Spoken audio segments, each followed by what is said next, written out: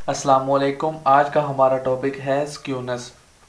तो स्क्यूनेस हमारे पास होता क्या है, देखें, अगर हमारे पास एक डिस्ट्रीब्यूशन हो, पहले हम देखते हैं सिमेट्रिकल डिस्ट्रीब्यूशन क्या होती है। अगर हमारे पास एक डिस्ट्रीब्यूशन हो, अगर मैं उसके मीन से कहूँ कि जितनी वैल्यूज इतना है उतनी ही वैल्यूज मेरे पास दूसरी साइड पर है, यानी कि जितनी लेफ्ट साइड पर है उतनी ही मेरे पास वैल्यूज क्या है, राइट साइड के ऊपर है। तो इस किस्म की जो हमारी डिस्ट्रीब्यूशन होगी उसे हम क्या कहेंगे, उसे हम कहते हैं सिमेट्रिकल डिस्ट्रीब्यूशन। और आप याद रख लें कि जब हमारे पास एक डिस्ट्रीब्यूशन सिमेट्रिकल होती है तो उसमें क्या होता है, मीन, मीडियन एंड मॉड, इन तीनों की वैल्यू हमारे पास क्या होती है, सेम होगी। और दूसरी चीज हमारे पास क्या होगी, two tails of the distribution are equal in length from the mean, कि जितनी टेल इस साइड पर है उतनी ही डिस्ट्रीब्यूशन की टेल दूसरी साइड पर होगी, उन दोनों की लेंथ क्या होगी, आपस में सेम होगी। अब यहाँ तक तो हमने ये पता कर लिया ना कि हमारे पास जब डिस्ट्रीब्यूशन क्या होगी, हमारे पास मीन, मीडियन, मॉड सेम होगा, जितनी डिस्ट्रीब्यूशन इस साइड पर, लेफ्ट साइड पर, उतनी राइट साइड पर है। तो ये तो हम कह देंगे ये हमारे पास क्या है, सिमेट्रिकल डिस्ट्रीब्यूशन है। लेकिन जब हमारे पास any departure from the symmetric आता है, यानी कि डिपार्चर किस किस्म का हो, इस किस्म का भी हो सकता है और इस किस्म का भी हो सकता है, यानी कि अब हमारे पास वो सेंटर में नहीं है मीन, मीडियन, मॉड, उनकी वैल्यूज क्या है, चेंज हो रही हैं, ज्यादातर वैल्यूज इधर आ रही हैं या दूसरी साइड पर जा रही हैं। तो उसका मतलब क्या है, वो डिपार्चर हो रहा है। डिपार्चर मतलब वो सिमेट्रिक से या नीचे जा रही है वैल्यूज या ऊपर आ रही हैं, तो उस लिहाज से हम उसे क्या कहेंगे, फिर जब ये डिपार्चर होता है हम उसे क्या कहते हैं, ये स्क्यूनेस है। अब हम देखते हैं कि पॉजिटिव स्क्यूड कब होती है और नेगेटिव स्क्यूड कब होती है। तो एक डिस्ट्रीब्यूशन को हम पॉजिटिव स्क्यूनेस या पॉजिटिव स्क्यूड या राइट स्क्यूड कब कहेंगे, ठीक है। ये तीनों इसके लिए मैंने अभी नाम बोले हैं। जब हमारे पास क्या हो, हमारी right tail of the distribution क्या हो जाए, लॉन्ग हो जाए, एज कंपेयर टू किससे, लेफ्ट से। तो हमने ये लिखा भी हुआ है, right tail is longer than the left tail. अगर हमारे पास एक डिस्ट्रीब्यूशन की शेप देखें इस तरह की बन रही है, तो इसमें हमारे पास क्या होता है, देखें हमारे पास मोड, हमारे पास क्या होता है, जब हमारे पास एक यूनी मॉडल डिस्ट्रीब्यूशन हमारे पास पड़ी होती है। यूनी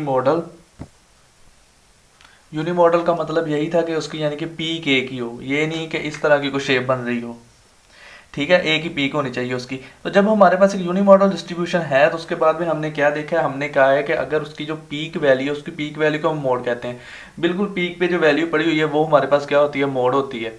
अब वो कहता है कि जब हमारे पास पॉजिटिव स्क्यूड डिस्ट्रीब्यूशन बन रही है या राइट स्क्यूड डिस्ट्रीब्यूशन है, तो हमारी देखिए मोड की वैल्यू तो यहाँ पर होगी, लेकिन उसका मीन क्या होगा, मीन की वैल्यू क्या होगी, चेंज होगी। ये ऐसे सेम नहीं होगा कि जहाँ पर मोड की वैल्यू वहाँ पर ही मीडियन की और वहाँ पर ही क्या है, मीन की, नहीं, यहाँ पर चेंज होती है। तो अगर हमारे पास एक पॉजिटिव स्क्यू डिस्ट्रीब्यूशन बन रही हो तो उसके लिए हमारे पास रिलेशन क्या होगा, रिलेशन हमारे पास ये होगा कि मोड की वैल्यू ग्रेटर देन मीडियन होगी और मीडियन की वैल्यू ग्रेटर देन क्या होगी, मीन, यानी कि मीडियन क्या होगा, इनके दोनों के सेंटर में ही पड़ा होगा।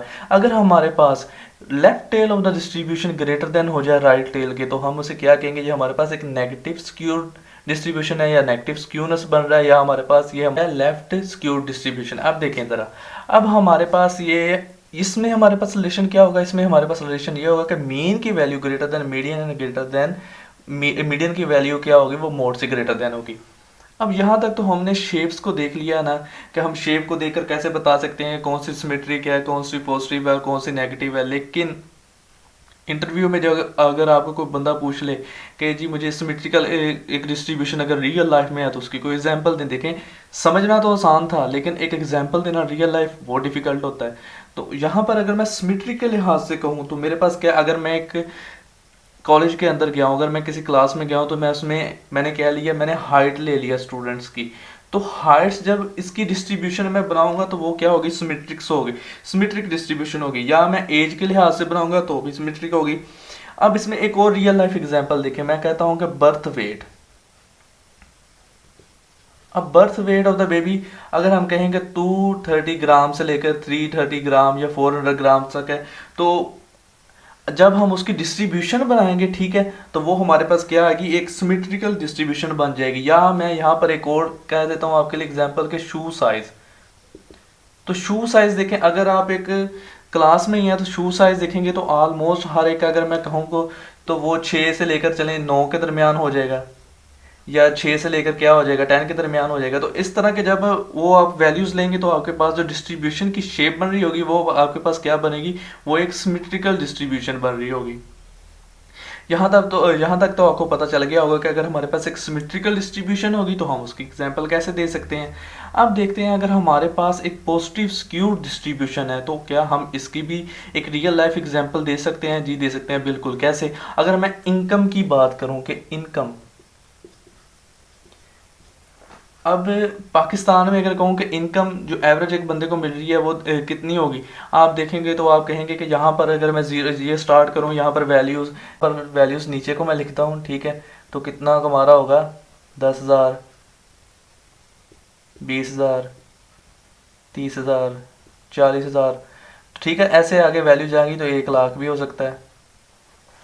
तो आपको क्या पता चला? हाँ जी, बिल्कुल। हमारे माशरे में जो ज़्यादातर लोग होंगे वो कितने होंगे, वो आपको पता है कि एवरेज लोगों की कितनी, वो 20 से 40,000 के दरमियान जो है वो इतना अर्न कर रहे होंगे। तो आपको क्या पता चला कि आपकी जो ज़्यादा वैल्यूज़ हैं वो यहाँ पर फॉल कर रही हैं। लेकिन देखें, अब ज़ाहिर बात है कि कई लोग, अगर मैं कॉलेज की अगर हमने पहले एग्जांपल ली तो कॉलेज में प्रोफेसर्स होंगे तो उनकी इनकम, और उसके बाद में जितने ज़्यादा उसमें मजदूर वगैरह होंगे, माली होंगे, वो सारा कुछ होंगे, उनकी इनकम, उनमें ज़ाहिर बात है कितना फ़र्क होगा। या अगर हम थोड़े से बड़े लेवल पर बात करें तो यूट्यूब जिस बंदे ने बनाई है उसकी इनकम और उससे कंट्री के आम लोगों की इनकम, इनमें भी फ़र्क होगा। तो इसका मतलब क्या है कि यहाँ पर भी वैल्यूज़ जा रही हैं, ठीक है। तो इस राइट ईयर हमारी इसी वजह से क्या हुई है, ज़्यादा बड़ी हुई है। तो इसे हम क्या कहेंगे, इस तरह की अगर मैं इनकम के लिहाज से बनाऊंगा एक डिस्ट्रीब्यूशन की शेप, तो वो मेरे पास क्या बन रही होगी, एक पॉजिटिव स्क्यूड डिस्ट्रीब्यूशन बन रही होगी मेरे पास। तो क्या हम इसकी और एग्जांपल भी थोड़ी ले लेते हैं? तो हम इसे कहते हैं कि अगर मैंने एक डिफ़िकल्ट एग्ज़ाम है, ठीक है, डिफ़िकल्ट एग्ज़ाम,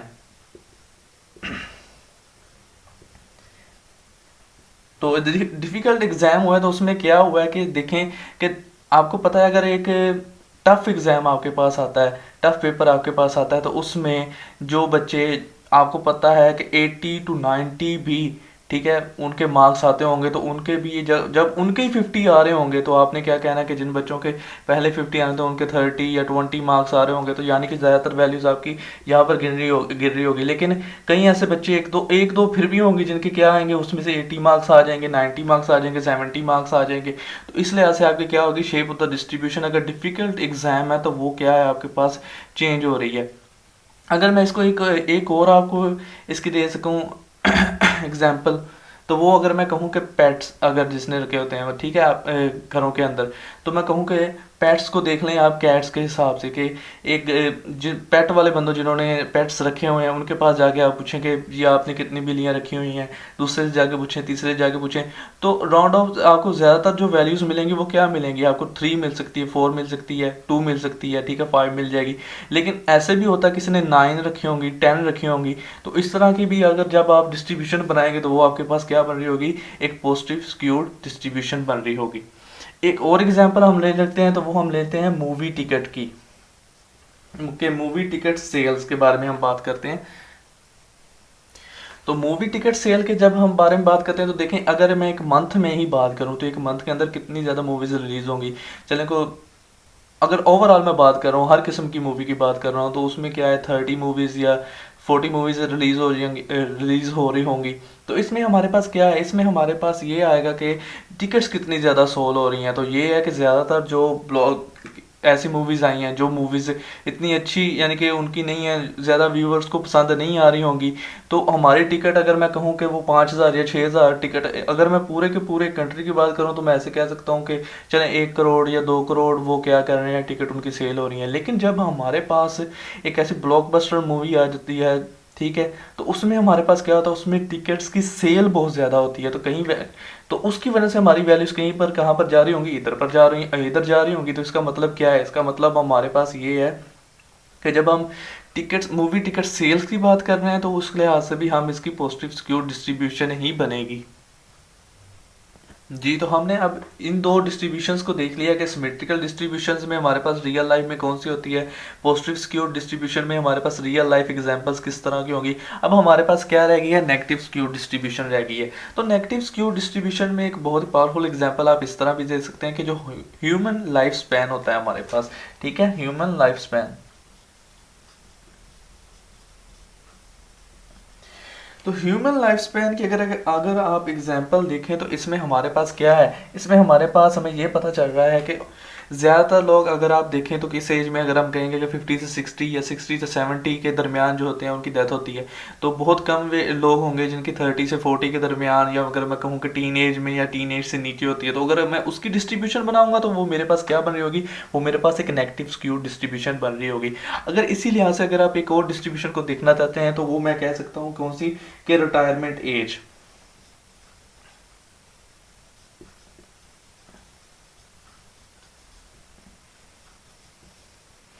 अब जब हम रिटायरमेंट एज की बात करते हैं तो आपको पता है कि रिटायरमेंट लोग कब लेते हैं, 60 की एज में जाके लेंगे, 65 या जो भी हो उनका गवर्नमेंट ने उनके बताया होगा कि ये आपके पास इतनी एज है जहाँ तक आप रिटायर हो सकते हैं।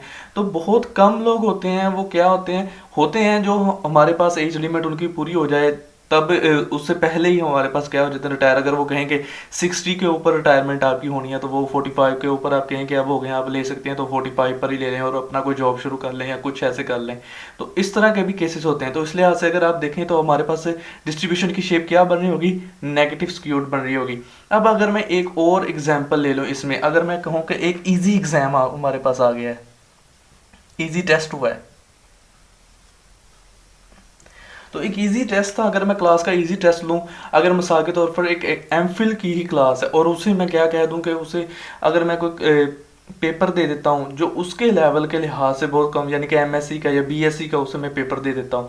तो बैचलर लेवल का पेपर एक जिसने एमफिल किया हो या पीएचडी की हो तो उसमें क्या है कि बहुत ही उसे यानी कि ज़्यादा नंबर उन लोगों के आएंगे। तो उन लोगों के कितने, यानी कि 70 to 80 के रेंज में ज़्यादा नंबर आएंगे।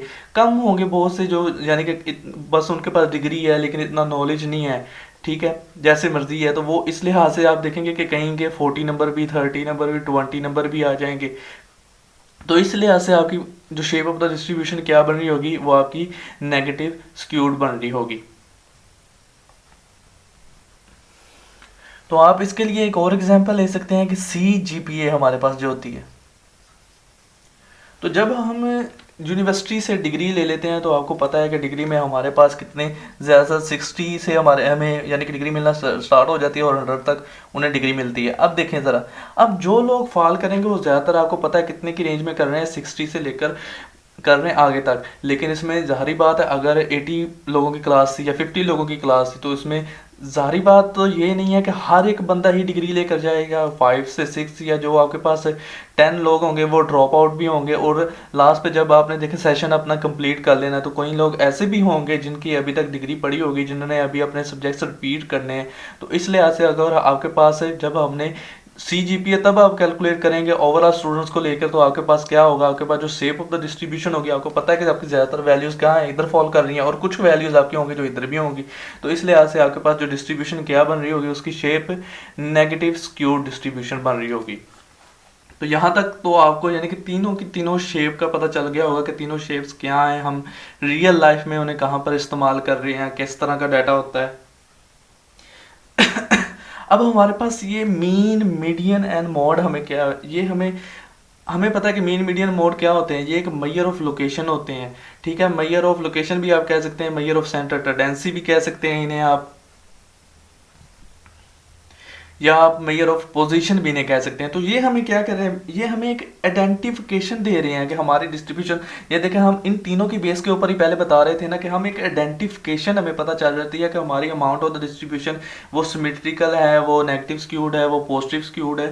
तो हम यानी कि इन्हें किसको measure of location, centre tendency और हमारे पास मेजर ऑफ पोजीशन, इसे किस लिए हम इस्तेमाल करते हैं, हम इसे करते हैं फॉर मेजर ऑफ स्क्यूनेस, यानी कि यूज़ हम इसे किस लिए कर रहे हैं, मेजर ऑफ स्क्यूनेस के लिए, कि इन वैल्यू को यूज़ करते हुए आप मेजर ऑफ स्क्यूनेस निकाल सकते हैं। तो अब हम फार्मूलेस देखेंगे कि हमारे पास इस वक्त जो हैं वो 4 फार्मूलेस हैं जिसके ज़रिए हम मेजर ऑफ स्क्यूनेस निकालेंगे।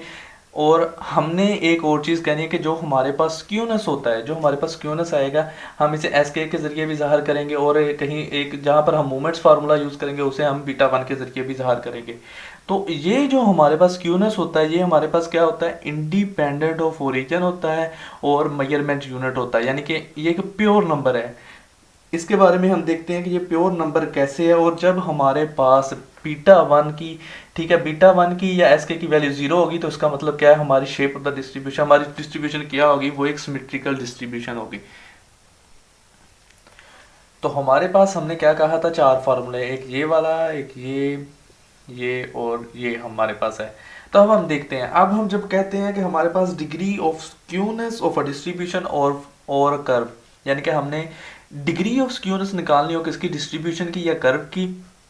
जब जैसे हमने पहले डिस्ट्रीब्यूशन की शेप्स लिखी थी ना, हमारे पास इस तरह की शेप थी, तो हमने कहा था हमने अगर डिपार्चर मालूम करना है इस किस्म का या इस किस्म का जो डिपार्चर आ रहा है, तो हम किसके जरिए मालूम कर सकते थे, वो इसे हम क्या कहते थे, स्क्यूनेस होता था, डिपार्चर होता है। तो उसे उसने क्या क्या मेजर करने के लिए उसने कहा है कि आप हमारे पास क्या है, कार्ल पियर्सन ने ये दो फार्मूले यूज़ किए हैं। तो कार्ल पियर्सन ने पहले हमारे पास कौन सा फार्मूला हमें दिया, उसने कहा है कि अगर हमारे पास मीन की वैल्यू पड़ी हो, उससे हमें मॉड की वैल्यू माइनस करें, डिवाइडेड बाय स्टैंडर्ड डेविएशन करें, तो हमारे पास जो वैल्यूज आएंगी वो हमें स्क्यूनेस के बारे में बता देगा। अगर तो एस के की वैल्यू अगर आपके पास जीरो आ रही है तो इसका मतलब क्या है, आपकी डिस्ट्रीब्यूशन क्या है, सिमेट्रिक है। अगर एस के की वैल्यू नेगेटिव आ रही है तो इसका मतलब क्या है कि नेगेटिव स्क्यूड है। अगर आपके पास पॉजिटिव आ रही है तो पॉजिटिव स्क्यूड है। तो मोस्टली इसकी जो वैल्यू है -3 टू +3 के दरमियान, जब आप इस वाले फार्मूले से करेंगे आपका आंसर इसमें इस रेंज में फॉल करेगा मोस्टली। इसलिए मैंने एक एग्जांपल लिखी है, देखें अगर हमारे पास एक डाटा सेट पड़ा हुआ है एक्स का, तो इसकी मेरे पास ये देखें मैंने मीन निकाल लिया, मीडियन निकाल लिया, मोड निकाल लिया, स्टैंडर्ड डेविएशन भी मेरे पास पड़ी हुई है। अगर मैं इसी फार्मूले में यहाँ पर पुटिंग करवा दूँ तो मेरे पास क्या है 40 माइनस मोड मेरे पास क्या है 36 और डिवाइडेड बाय यहाँ पर मेरे पास क्या है स्टैंडर्ड डेविएशन 5.38। तो जो मेरा आंसर आएगा वो 0.74 आ रहा है यहाँ पर।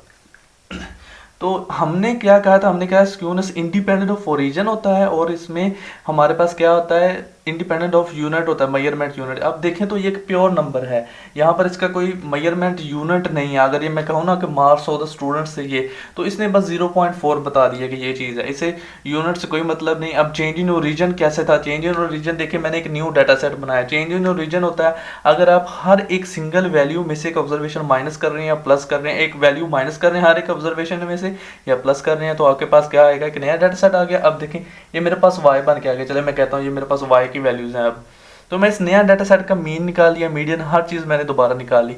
जब आप इसकी पुटिंग करेंगे देखें इसी, अगर मैं दोबारा इसमें लगाता हूँ तो ये 38 माइनस मेरे पास क्या होगा 34 और फिर मैं डिवाइड किस पे लगाऊंगा 5.38। तो यहाँ पर जो मेरा आंसर आएगा आपके सामने ये फिर सेम हमारे पास 0.74 आएगा। तो आप देखें यानी कि ओरिजिन को चेंज करने से भी इससे कोई फ़र्क नहीं पड़ेगा। ऐसे ही सेम आंसर्स बाकी भी जितने हैं इसमें भी उससे कोई फ़र्क नहीं पड़ेगा, साथ साथ हम देखते जाते हैं। तो अगर उसने कहा है कि अगर हमारे पास क्या होता है, ज़्यादातर मोड हमारे पास होता है इल डिफाइंड। इसका मतलब क्या है कि इसका मतलब ये है कि कहीं अगर देखें अगर मेरे पास एक डाटा पड़ा हुआ होता, अगर मैं कहता 34 35 36 37, तो देखें इसका मोड कोई नहीं है, ठीक है, क्योंकि इसमें कोई वैल्यू, यानी कि अगर हो सकता था अगर ये 35 भी दो टाइम यानी कि 2 टाइम्स आया होता तो फिर तो मैं कहता कि इसका मोड क्या 35 है। अब एवरी वैल्यू हमारे पास क्या है, every single value single time ही आई हुई है, तो यहाँ पर इसका मोड नहीं है। या ऐसे भी हो सकता था इसी डाटा सेट के अंदर अगर मैं कहूँ 35 या 37 भी, अब देखें यार इसके मोड क्या बन गए, 2 मोड बन गए। तो इस वक्त भी हम, यानी कि इसका मतलब क्या है कि मोड के लिहाज से कभी ऐसे हो सकता है कि क्या होता है, डिफिकल्ट हो जाता है आपके लिए मोड को देखना, उसे डिफाइन करना। तो आप क्या करेंगे, इसलिए अगर आपके पास ऐसी सिचुएशन बन रही है तो आप इसकी तरफ मूव कर सकते हैं। एक सेकंड फार्मूला उसने दिया कि 3 into mean minus median divided by standard deviation. तो इसकी वैल्यू भी जो होगी वो क्या होगी, हमारे पास -3 से लेकर +3 के दरमियान ज़्यादातर फॉल करेगी। आपको ज़्यादा वैल्यूज इसके अंदर यूजुअली मिलेंगी आमतौर पर। और सेम क्राइटेरिया, अगर एस के इज इक्वल टू 0 होगा तो सिमेट्रिक, एस के इज इक्वल टू नेगेटिव होगा तो नेगेटिव स्क्यूड, और अगर एस के इज इक्वल टू पॉजिटिव होगा तो पॉजिटिव स्क्यूड। तो यहाँ पर मैंने वैल्यूज़ आपके लिए लिख दी हैं, आप इसमें पुटिंग करके चेक कर सकते हैं फिर। अच्छा, अगर आप इंटरेस्टेड हैं कि ये वाला फार्मूला हमारे पास बना कैसे है, तो यहाँ पर हम इम्पीरिकल रिलेशन भी पीछे करके हैं पिछले चैप्टर के अंदर। तो इम्पीरिकल रिलेशन के अंदर क्या है, अगर आप मोड की वैल्यू पुट कर दें कि हम मोड इज इक्वल टू क्या कहते थे, वो हमारे पास होता था 3 मीडियन माइनस 2 मीन। अगर आप माइनस के आगे ब्रैकेट लगा के वो सारी वैल्यू पुट करेंगे फिर उसके बाद में सॉल्व करेंगे तो आपके पास ये आंसर आ जाएगा। अब ये तो हो गए हमारे पास 2 फार्मूले जो हमने कर लिए। अब हमारे पास एक तीसरा भी स्क्यूनेस का फार्मूला है, वो हम कह बोलेस, एक था ब्रिटिश स्टैटिस्टिशियन, उसने कहा है कि उसने भी एक प्रपोज किया मेजर ऑफ स्क्यूनेस के लिए आपके पास फार्मूला, जो कि हमारे पास बेस कर रहा होता है किसके ऊपर, मीडियन के ऊपर और हमारे पास किसकर, क्वार्टाइल्स के ऊपर। तो lower and upper quartile, two quartiles के ऊपर ये क्या कर रहा होता है, बेस कर रहा होता है। तो इसके लिए आप देखें जरा, इसकी जो वैल्यू है, इसकी वैल्यू क्या होगी, अगर जीरो होगी तो उसका मतलब क्या है कि हमारे पास क्या है, जो शेप ऑफ द डिस्ट्रीब्यूशन क्या होगी, सिमेट्रिक होगी। तो इसके लिए भी देखें हमारे पास ये वैल्यू, अगर मैं यहाँ पर वैल्यू पुटिंग करवा दूं आपके लिए, तो बाउलेस के लिए भी हमने क्या किया, हमने देखें जरा यहाँ पर इस डाटा सेट की पहले मैंने वैल्यूज पुटिंग कराई है। तो Q1 हमारे पास क्या है 36 और हमारे पास Q3 क्या है 45.5 और इसके बाद में हमारे पास टू मीडियन की वैल्यू क्या है 39 है। जब इसे ऐसे नीचे Q3 की वैल्यू माइनस Q1 की वैल्यू मैंने की है, तो मेरे पास जो आंसर आ रहा है, देखें अब ये एक प्योर नंबर है, यानी कि इंडिपेंडेंट ऑफ ओरिजिन हमने कहना था। और दूसरी की बात क्या थी, इसमें मेजरमेंट यूनिट से भी ये इंडिपेंडेंट है। तो देखिए हमने फिर प्रूव करने के लिए दूसरा डाटा सेट भी लिया हुआ है। अगर मैं यहाँ पर ही फिर बाउलेस के ऊपर ये वाला फार्मूला लगा दूं, तो मेरे पास जो वैल्यू का आंसर आएगा वो सेम आएगा इस डाटा सेट का। तो हमने यहाँ पर ये भी साबित कर दिया कि ये चेंज इन ओरिजिन, इसमें क्या है, ये इंडिपेंडेंट ऑफ ओरिजिन होता है। तो अब हमने क्या कहा था, अगर हमारे पास यहाँ पर देखें ज़रा, तो हमारे पास वैल्यू क्या आ रही है, पॉजिटिव की आ रही है। तो आपको पता है कि इसका आंसर अब पॉजिटिव में है, तो उसका मतलब क्या है, ये डिस्ट्रीब्यूशन क्या है, पॉजिटिवली स्क्यूड है। अगर आप गौर करें तो हमने ऊपर वाला डाटा सेट भी देखा था, तो हमने क्या कहा था, अगर जीरो होगी तो वो सिमेट्रिक होगी, अगर पॉजिटिव होगी तो पॉजिटिव स्क्यूड है। तो यहाँ पर भी हमारे पास आंसर क्या आया था, पॉजिटिव स्क्यूड ही था ये। अब हमारे पास एक और अनदर फार्मूला है हमारे पास, इसे हम β1, ये देखें ज़रा, इस तरह भी ज़ाहिर कर सकते हैं, अंडर रूट ऑफ β1, या हम इसे क्या कह सकते हैं कि हम हमारे पास जो होता है α3 भी हम इसे कह सकते हैं, या हम इसे SK भी कह सकते हैं। इन तीनों में से जो आप लिखना चाहते हैं लिख सकते हैं, लेकिन हम डोनेट करने का ही है इसे। कोई कई बुक्स में इसे α3 भी लिखा होता है, β1 अंडर रूट भी लिखा होता है, SK के जरिए भी आप ज़ाहिर कर सकते हैं। तो इसमें हमारे पास क्या हो रही होती हैं, मूवमेंट्स यूज़ हो रही होती हैं। तो मूवमेंट्स आपको पता है कि अगर मैं यहाँ पर ये क्या है, third population movement about the mean है, और ये हमारे पास क्या है, सेकंड पॉपुलेशन मूवमेंट का क्यूब है और उसका अंडर रूट लिया गया है बाद में। अब इसकी वैल्यू जो होती है वो ज़्यादातर किसके अंदर फॉल कर रही होती है, -2 to +2 के दरमियान। तो क्राइटेरिया सेम ही रहेगा। देखें अगर जीरो होगी तो उसका मतलब क्या है, सिमेट्रिक, अगर नेगेटिव होगी इसका मतलब क्या है, नेगेटिव स्क्यूड, अगर पॉजिटिव होगी तो उसका मतलब क्या है, पॉजिटिव स्क्यूड। तो यहाँ पर अगर मैं देखूँ, तो अगर आपको बता दूँ कि कैसे निकालते थे हम,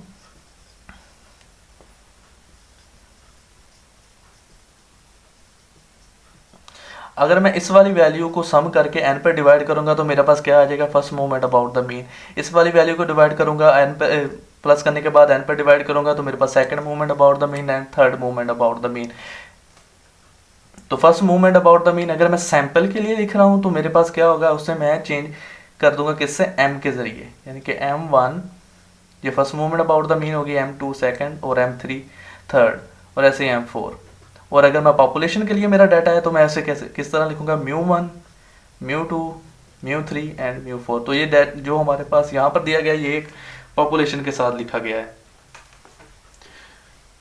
तो ये भी इंडिपेंडेंट ऑफ ओरिजिन होती हैं और हमारे पास क्या होती हैं, इंडिपेंडेंट ऑफ मेजरमेंट यूनिट। तो हमने ये मोमेंट्स की जब हमने टॉपिक स्टार्ट किया था उसके अंदर इससे हमने हल भी किया था क्वेश्चन को। चले मैं आपके लिए लिख देता हूँ थोड़ा सा फिर भी।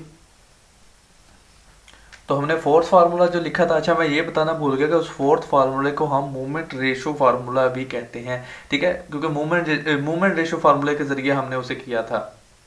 तो अगर कोई कहे ना कि आपके पास क्यूनेस निकाल दो मुझे किसकी मदद से, मूवमेंट रेशो फार्मूला, तो आप फोर्थ फार्मूला की तरफ मूव करेंगे। अगर आपको कहे कि मुझे क्यूनेस निकाल के दो बाउलेस के जरिए, तो हमने थर्ड फार्मूला लिखा था जिसमें हम कहते थे कि मीन और दो हमारे पास जो होते हैं क्वार्टाइल्स उनके ऊपर डिपेंड कर रहा होता है हमारा स्क्यूनेस उसकी तरफ। अगर आपको कहे कि पियर्सन के जरिए करके दें तो आप पियर्सन वाला करेंगे। अब देखें, अब हमारे पास जो डाटा सेट है इसके जरिए मैंने आपको अभी बता दिया था, अगर मैं ये टोटल करूं, टोटल का वैल्यू और उसे मैं नंबर ऑफ वैल्यूज हमारे पास जो पड़ी होंगी उस पर डिवाइड करूं, तो मेरे पास first movement about the mean वो हमेशा 0 होती है, सेकंड थर्ड एंड फोर्थ आ जाएगी।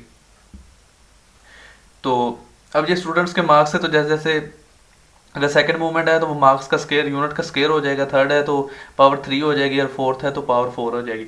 अब इसका जब मैं β1 निकालूंगा, या β1 या जब मैंने आपको पहले कहा कि अंडर रूट ऑफ β1, या मैं ऐसे कह सकता हूँ अल्फा भी, α3 कहते हैं, सॉरी इसे मैंने पहले सिर्फ अल्फा लिखा था, तो α3 भी आप इसे कह सकते हैं या आप इसे SK भी कह सकते हैं। तो देखें इन तीनों का फार्मूला जो हमारा आंसर आएगा अब यहाँ पर देखें, जो दूसरा एक डाटा सेट मैंने ले लिया चेंज इन ओरिजिन करके, कैसे मैंने हर वैल्यू में से -2 किया है। अब अपनी मर्जी के लिए +2 करके भी ये चेक कर सकते हैं सारा, ये सिर्फ चेकिंग के लिए, तो इसके जरिए भी मेरे सेम आंसर ही आएंगे। तो इस तरह हम कह सकते हैं कि ये हमारे पास क्या है, change in origin independent of origin and measurement of unit. और हमने अब अभी एक बाउलेस किया था, तो बाउलेस में एक बात वो ये कहता है कि अगर हमारे पास देखें तो क्या होता है कि डिस्ट्रीब्यूशन, अगर हमारे पास ये देखें शेप बन रही है, अगर सिमेट्रिक है, तो अगर मैं कहूँगा 50 क्या है, 50% इधर है तो 25 अगर इधर है, जितना फासला 25 का 50 से, उतना ही 75 का भी 20 से होगा। तो सिमेट्रिक डिस्ट्रीब्यूशन में तो ये फासला यानी कि डिस्टेंस क्या होगा, वो सेम होगा। लेकिन एज अगर हम कहें कि अगर एक पॉजिटिव स्क्यूड या नेगेटिव स्क्यूड डिस्ट्रीब्यूशन है, तो उस केस में ये चीज़ सेम नहीं रहेगी। तो हमने हर चीज़ कवर करने की कोशिश की। आज का हमारा टॉपिक इतना ही था। आज के लिए इतना ही। अल्लाह हाफिज़।